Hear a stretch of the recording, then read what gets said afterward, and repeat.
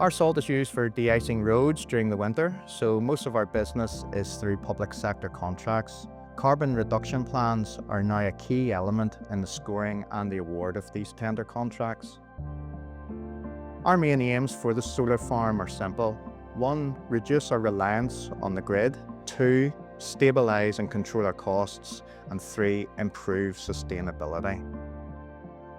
So in terms of an initial assessment, we look very closely at what the demand profile is, and this is a great site in that there is fairly consistent daytime demand for electricity throughout the year. So the key was to size the system with some headroom so it can meet current demand as well as future demand.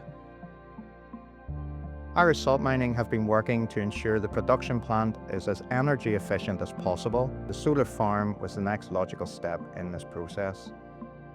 Here on site we've got 2,250 solar panels and a bespoke pile-driven mounting system.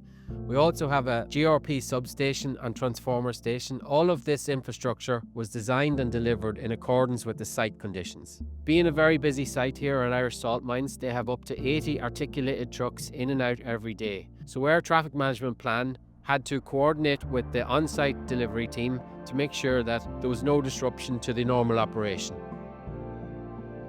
We went live at the end of July this year and could see the output over August and September met and even exceeded the expectations of ourselves and Activ8.